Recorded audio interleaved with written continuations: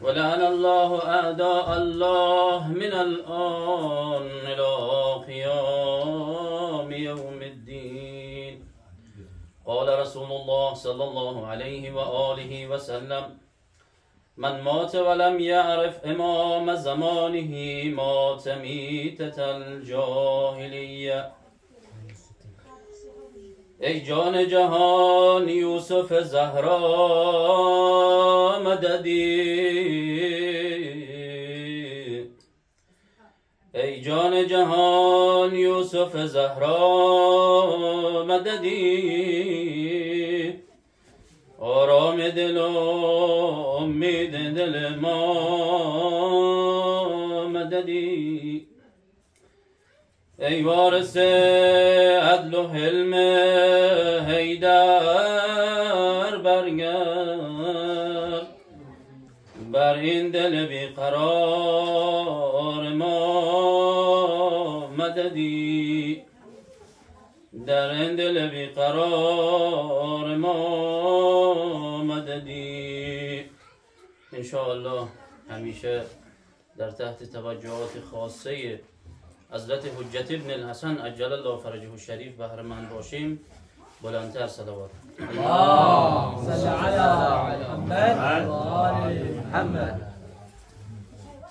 در ایام ولادت حضرت حجت ابن الحسن عجل الله فرجه الشریف قرار داریم. این ولادت مبارک و با میمنت را خدمت همه مسلمانان جهان، خصوصا شما شیعیان و پیروان حضرت تبریک عرض می کنم. می خواهم مختصرا راجع به ولادت حضرت حجت ابن الحسن عجل الله فرجه الشریف بحثی داشته باشیم. مقدمتا این را بگویم که در این حدیث شریف حضرت رسول خاتم فرمودند: من مات ولم یعرف امام زمانه مات میتة الجاهلیه. هر کسی که بمیرد و امام زمان خیش را نشناسد در مرگ جاهلیت مرده است. لفظ عبارت رسول خاتم صلی الله علیه و آله و سلم: هر کسی بمیرد، کل شخص مات ولم یعرف امام زمانه، در مرگ جاهلیت مرده است. مات میتة الجاهلیه. از متن این عبارت استفاده می شود که در هر زمانی باید امام باشد و اون امام را بشناسیم و متابعت کنیم. از متن این حدیث استفاده می شود که لازم است بر هر زمان امام باشد و این را بگوییم که این که بعد از رسول خاتم صلی الله علیه و آله و سلم 12 خلیفه بیاید، این را اهل سنت هم اقرار کردند. این چیزی اختلافی نیست بین ما و اهل سنت. اونها هم میگویند که 12 خلیفه بعد رسول خاتم صلی الله علیه و آله و سلم باید بیاید. در کتاب شرح عقاید نسفیه که کتاب است که سالها در حوزه های اهل سنت تدریس می شده، می فرمایند: الاجماع علی ان نصب الامام واجبون. امت اسلامی، همه امت اسلامی اجماع دارند که نصب امام بعد از پیامبر واجب است. و انما الخلاف انه یجب علی الله او علی الخالق. انما الخلاف انه یجب علی الله تعالی او علی الخلق. میفرماید امت اسلامی اجماع دارند که بعد رسول خاتم صلی الله علیه و آله و سلم امام باشد. اما اختلافی که ما با اهل سنت داریم این است که ایشان هم میفرمایند اختلاف بین مذاهب اسلامی در این است که اون امام را آیا خدا معین بکند و یا اینکه به دست خلق خداست. اهل سنت میگویند خلق معین میکند. ما میگوییم همون طوری که رسول گرامی را باید خدا معین بکند، امام را باید خدا معین بکند. این حدیث را اهل سنت قبول دارند. من مات ولم یعرف امام زمانه مات میتة الجاهلیه. در حدیثی است و همچنان حضرت فرمودند که یکون بعد 12 خلیفه، بعد از من 12 تا خلیفه می آید. این حدیث هم در اکثر کتاب‌های اهل سنت موجوده، از جمله صحیح بخاری، تاریخ طبری. و این حدیث را پس این که لازم است بعد از پیامبر 12 خلیفه بیاد، این همه اهل سنت قبول دارند. ما میخواهیم اثبات بکنیم که این 12 خلیفه که رسول خاتم صلی الله علیه و آله و سلم مژده آمدنش را داد، این 12 امام است که ما میگوییم. ما با ادله فراوان، آیات فراوانی از قرآن و روایات فراوان این را باید اثبات بکنیم، و الا اصل 12 خلیفه اونها قبول دارن. و از جمله روایاتی که ما میاییم بیان میکنیم، این خود حدیث 12 خلیفه است. با بیانهای مختلف این حدیث 12 خلیفه اسامی این 12 خلیفه را گرفته است که با چند عبارت است. بعضی از روایات میگوید که اولهم علی و آخرهم مهدی. این یک دسته از روایات زیادی به این مضمون. بعضی از روایات آمده میگوید که اولهم علی، امام حسن، امام حسین و 9 تا از فرزندان امام حسین. این یک دسته و یک مجموعه از احادیث است. بعضی از روایات میآید از اولهم علی، امام حسن، امام حسین، یکی یکی تا آخرهم مهدی، یعنی یکی یکی امامان را نام میگیرد. ما میخواهیم راجع به 12مین خلیفه حضرت مهدی عجل الله فرجه الشریف صحبت کنیم که ولادت حضرت را میخواهیم بحث بکنیم. بسیار از علمای اهل سنت کتاب مستقل راجع به امام زمان نوشتن. ما یکی از علما رو داریم به اسم علی اکبر مهدی پور. ایشان میفرمایند که 200 تا از کتاب مستقل راجع به امام زمان را من در یک کتاب نوشتم، اسم بردم که این کتاب ها را اهل سنت، علمای اهل سنت مستقلا راجع به امام زمان نوشتن. حالا یکی چند حدیث در یک کتاب میارن، این بحثش جدا.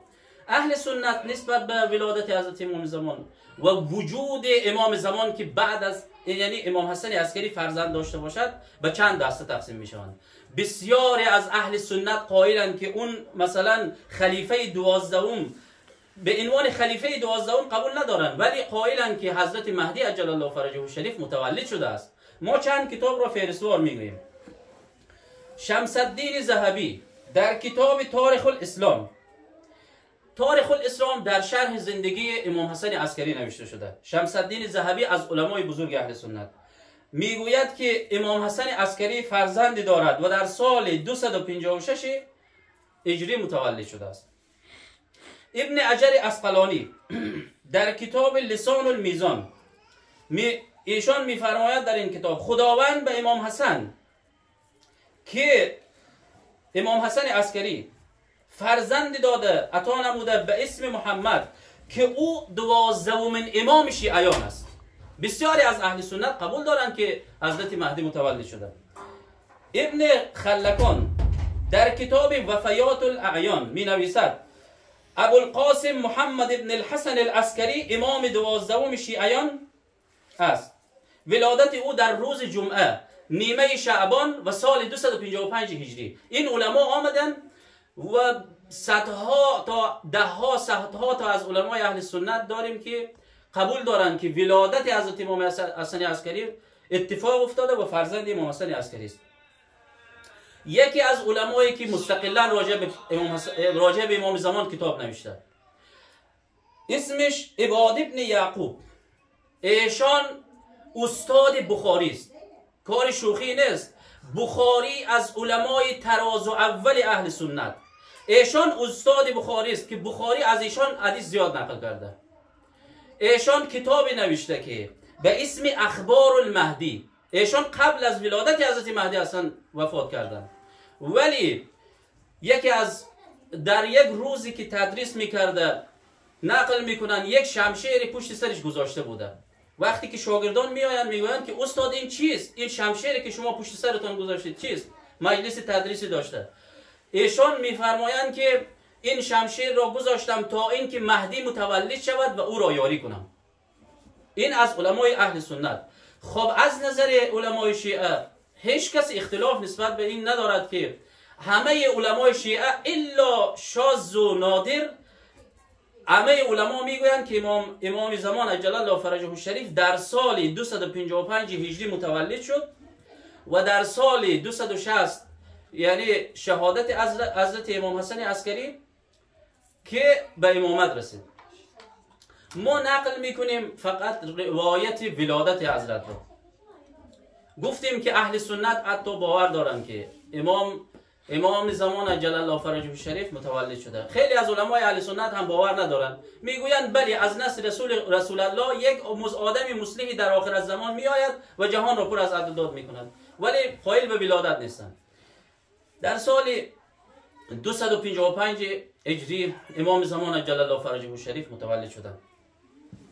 محمد ابن عبدالله مطهری میگوید خدمت حکیم خاتون رسیدم. حکیم خاتون دختر امام جواد، یعنی خواهر امام هادی، که سامرا مرقد حکیم خاتون هم در اون زیره‌ای که دو امام هست، حکیم خاتون و حضرت نرجس در اون زیره. بعد محمد ابن عبدالله مطهری میگوید خدمت حکیم خاتون رسیدم و حکیم خاتون فرمودند که جهان هیچ وقت خالی از حجت خدا نیست. یعنی ما روایت داریم که در همه زمان باید حجت خدا باشد. روایت میگوید که از اول دنیا که خداوند جهان را خلق کرد امام بود حضرت آدم، و آخرین کسی که از دنیا می رود امام است. یعنی در هر زمان ولو 2 نفر در دنیا باشد باید امام وجود داشته باشد. بعد عبدالله مطهری میگوید که آیا امام حسن عسکری فرزندی دارد؟ حکیم خاتون میفرمایند که اگر فرزندی نباشد حجت شما کیست؟ میگوید از ولادت آقا و مولان برات تعریف کن. میفرمایند امام حسن عسکری به دستور امام هادی با حضرت نرجس ازدواج کردند. بعد از شهادت امام هادی امام حسن عسکری خب امام شیعیان بودند. حکیم خاتون میگوید من سر میزدم گاهی، یک روزی رفتم و امام حسن عسکری فرمودند اما امشب خانه ما بمان، وعده حق نزدیک است. یعنی اون منجی عالم بشریت متولد می شود. بعد حکیم خاتون میگوید که از کدامی از خانم های شما؟ اشاره بر حضرت نرجس. حکیم خاتون میگوید که این که کدام اثر حملی، اثر ولادتی در ایشان دیده نمی شود. امام حسن عسکری میفرمایند ولادت امام زمان شباهت دارد به ولادت حضرت موسی و مادر امام زمان شباهت دارد به مادر حضرت موسی. مادر حضرت موسی هم زمان ولادت اثر حمل دیده نمیشد. وقتی که اون فرعون خواب دید که یک کسی از طایفه بنی اسرائیل متولد می شود و این حکومت ما را به هم می زند، هزاران طفل را سر برید و به قدرت خدا حضرت موسی زنده ماند، در خانه فرعون بزرگ شد و آخر فرعون را به هلاکت رساند. و وقتی ولادت حضرت موسی بسیار با سختی مادر حضرت موسی را حفظ کرد و اثر عمل هم نبود. و همچنان مخفی کاری ولادت حضرت موسی در مادر امام زمان عجل الله فرجه الشریف هم اثر حملی نبود، به خاطری که دنبال این بودن که امام زمان را پیدا کنند. و خود ولادت حضرت مهدی هم مخفی بود. بعد حضرت حکیم خاتون میفرمایند شب را خانه امام ماندم و نماز شب خواندم، حضرت نرجس خواب بودند، اثری نبود. و بعد از حضرت نرجس نماز شب خواندن، دوباره خوابیدن، هیچ کدام اثری نبود. حکیم خاتون میگوید وقتی طلوع فجر اول، ما 2 تا طلوع فجر داریم، طلوع فجر اول و طلوع فجر دوم که از آن می شود، من شک به دلم راه داد. حضرت امام حسن عسکری فرمودن اما شک به دلت راه نده، وعده حق نزدیک است. بین 2 تا طلوع فجر در 255 هجری روز جمعه حضرت امام زمان متولد شدند. وقتی متولد شدن فرمودن در بدو تولد اشهد ان لا اله الا الله و اشهد ان محمد رسول الله و اشهد ان علی ولی الله، اقراری به تمام امامان. و مسئله این را هم اشاره کنم و به عنوان آخرین نکته، مسئله ای که خیلی مهم بود این که ولادت حضرت را مخفی نگه داشته بودند. از این بر باید تمام جهان متوجه شوند که اون منجی عالم بشریت متولد شده. تمام جهان دنبال منجی هستند، چه ادیان آسمانی چه غیر آسمانی. ولذا امام حسن عسکری به گروه های از شیعیان آمدن امام مهدی را نشان دادند. از جمله روز ولادت نامه می نویسد به احمد ابن اسحاق در قم که اون امام زمان متولد شده، ما خوشحالیم، شما هم خوشحال شد، گوسفندان را از پول ما قربانی کنید و برای شیعیان خاص خبر بدید که امام شما متولد شده. گروهی 40 نفری آمدن خدمت امام حسن عسکری، آمدن که امامش را ببینن. شیعیان مستعصل بودن که امام حسن عسکری که فرزندی ندارد، بعد از امام حسن عسکری مثلا امام ما کیست؟ امام حسن عسکری فرمودن که ای شیعیان میدانم به خاطر چی آمده، صبر کنید. امام زمان که طفل بودن، خرد بودن، امام را نشان دادن، فرمودن ای شیعیان این امام شماست، این امام است بعد از من، او را نمیبینید، گمراه نشوید، او را نمیبینید. اشاره به غیبت، یعنی اشاره به غیبت حضرت دارند، یعنی او را که دیدید دیگر نمیبینید. حضرت فرمودن وقتی که امامتان را نمیبینید از این عثمان ابن سعید، عثمان ابن سعید نایب اول امام است، از این عثمان ابن سعید متابعت کنید. خب نایب اول است و رابطه جامعه را با امام زمان حفظ میکنند. خب ما خلاصتا گفتیم که خلاصه کنیم مطالب را، گفتیم این که بعد از پیامبر اکرم صلی الله علیه و آله و سلم 12 خلیفه بیاید، اختلافی در امت اسلامی نیست. اما این که آن 12 خلیفه کیست ما با ادله مختلف باید اثبات بکنیم و اثبات میکنیم که اون 12 خلیفه این 12 امام است که ما میگوییم. و گفتیم که ولادت حضرت امام زمان را همه علمای اهل شیعه میگویند در 255 هجری متولد شدند و بسیاری از علمای اهل سنت را هم نام گرفتیم که قائل به ولادت حضرت امام زمان بودند. خداوند انشاءالله ما را از یاوران حضرتش قرار بدهد. بر محمد و آل محمد صلوات.